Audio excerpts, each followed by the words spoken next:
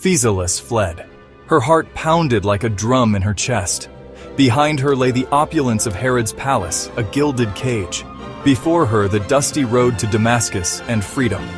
Her father, King Aretas, a border king between Rome and Parthia, would protect her. Herod, an Edomite, had betrayed her trust. His lust for power knew no bounds. He had taken another wife, Herodias, a Maccabean and the richest woman in his kingdom, to solidify his claim. Her life was in danger. Damascus welcomed her with open arms. King Aretas embraced his daughter. He listened to her tale, his face hardening with each treacherous act of Herod. Aretas knew this was no mere domestic dispute. This was an insult, an act of war.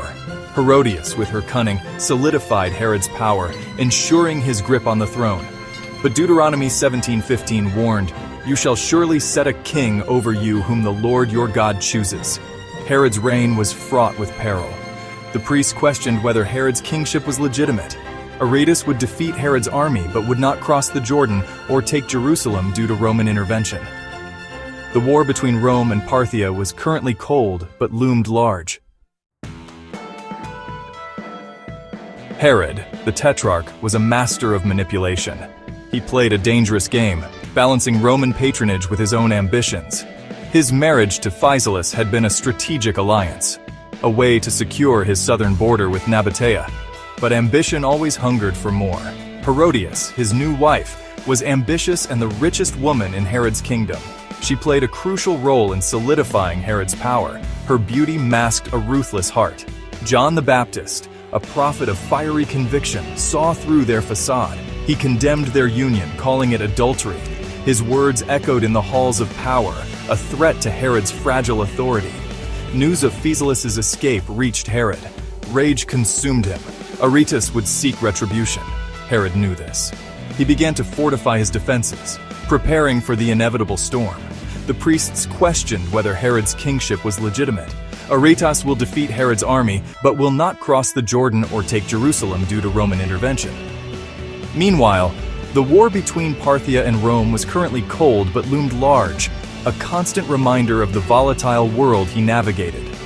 As it is written in Deuteronomy 17:15, "You shall surely set a king over you whom the Lord your God chooses." King Aretas was not a man to be trifled with. His Nabatean warriors, the lions of the desert, were renowned for their ferocity and skill. He called upon his allies, forging a coalition of the wronged and the ambitious.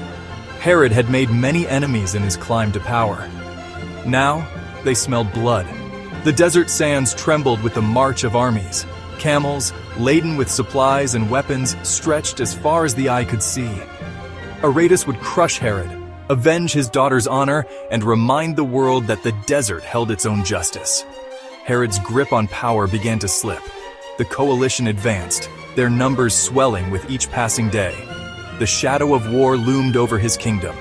Meanwhile, the war between Parthia and Rome was currently cold but loomed large. Herodias played a crucial role in solidifying Herod's power, her influence undeniable. She was also the richest woman in Herod's kingdom.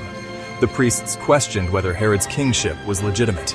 As it is written in Deuteronomy 17:15, "You shall surely set a king over you whom the Lord your God chooses." Aretas will defeat Herod's army, but will not cross the Jordan or take Jerusalem due to Roman intervention.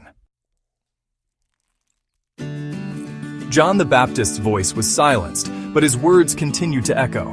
Herod, in a moment of drunken weakness, had the prophet beheaded. A gruesome spectacle orchestrated by Herodias, her vengeance complete. The murder sent shockwaves through the region. John was a man of God, revered by many. His death, a stain upon Herod's soul, fueled the flames of rebellion. The people, already burdened by Herod's tyranny, grew bolder in their defiance. Herod was a king drowning in his own sins. The murder of John and the advancing armies of Aretas threatened to pull him under. He clung desperately to his throne, but his grip was failing. The war between Parthia and Rome was currently cold but loomed large, adding to the chaos. Herodias played a crucial role in solidifying Herod's power. She was the richest woman in Herod's kingdom. The priests questioned whether Herod's kingship was legitimate. As it is written in Deuteronomy 17:15, "You shall surely set a king over you whom the Lord your God chooses."